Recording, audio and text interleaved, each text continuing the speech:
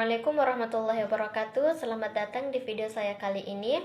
Perkenalkan, nama saya Fitriani, dan di video saya kali ini saya akan menghafalkan beberapa hadis, yaitu hadis sahih li dzatihi, hadis sahih li ghairihi, hadis hasan li dzatihi, hadis hasan li ghairihi, dan hadis dhaif. Baik, langsung saja saya akan menghafalkan hadis sahih li dzatihi. Salah satu contohnya Haddatsana Abdullah bin Yusuf, telah menceritakan kepada kami Abdullah bin Yusuf. Qala akhbarna Malik, ia berkata telah mengabarkan kepada kami Malik. An Ibnu Syihab, dari Ibnu Syihab. An Muhammad bin Jubair bin Mut'im, dari Muhammad bin Zubair bin Mut'im. An abihi qala, dari ayahnya ia berkata, Sami'tu Rasulullah sallallahu alaihi wasallam, aku mendengar Rasulullah sallallahu alaihi wasallam qara'a fil maghribi bit-tur, dalam salat maghrib membaca surah At-Tur. Hadis ini dinyatakan sahih li dzatihi karena telah memenuhi persyaratan hadis sahih, yaitu yang pertama, sanad hadis ini bersambung. Yang kedua, para perawi hadis ini adalah adil dan dobit.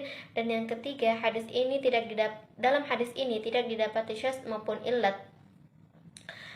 Contoh hadis sahih li ghairihi yaitu haddatsana Yahya bin Sa'id, telah menceritakan kepada kami Yahya bin Sa'id, ia berkata haddatsana Bahz bin Hakim, telah menceritakan kepada kami Bahz bin Hakim, ia berkata haddatsani abi an jaddin qala, telah menceritakan kepadaku ayahku dari kakek, qala, ia berkata qultu ya Rasulullah man abarru, aku bertanya, wahai Rasulullah, siapakah orang yang aku harus paling berbakti kepadanya?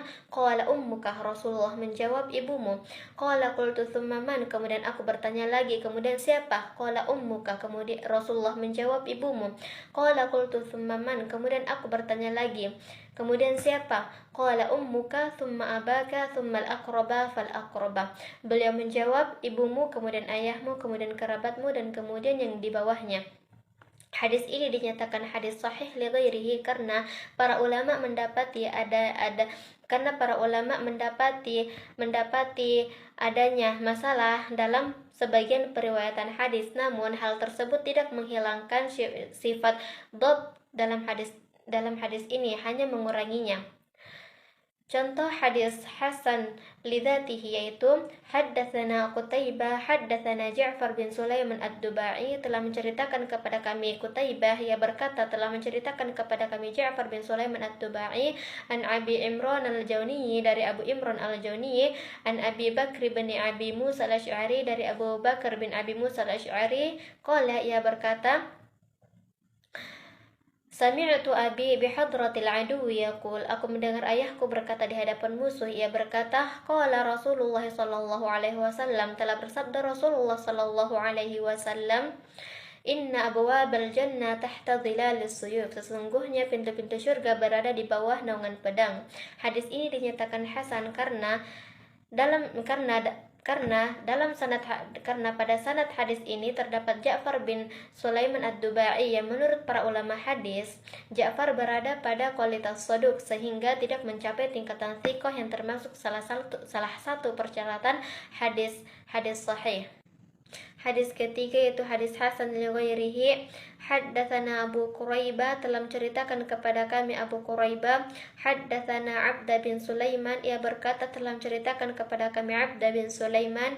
An Muhammad bin Umar, dari Muhammad bin Umar. Wan Abi Salamah, dan dari Abu Salamah.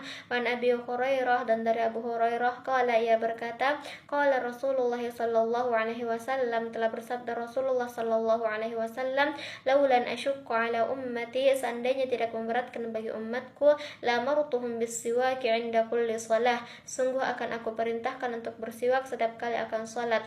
Perawi yang bernama Muhammad bin Umar bukanlah perawi yang berada pada bukanlah perawi yang dhabit, sehingga para ulama hadis menggolongkannya sebagai perawi yang lemah dari segi hafalan, namun sebagian ulama menggolongkannya sebagai perawi yang thiqah dari segi kejujuran dan terpercaya.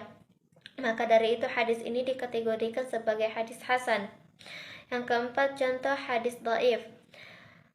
An Ma'qil bin Abi Ma'qil al-Asadi, dari Ma'qil bin Abu Ma'qil al-Asadi, qala, ia berkata, naha Rasulullah sallallahu alaihi wasallam, Rasulullah melarang kami an nastaqbilal qiblataini bi bawlin aw gha'itin, menghadap dua kiblat ketika buang air kecil atau buang air besar. Hadis ini isnadnya dhaif karena Abu Zaid adalah budak dari Bani Sa'labah yang tidak diketahui kondisinya.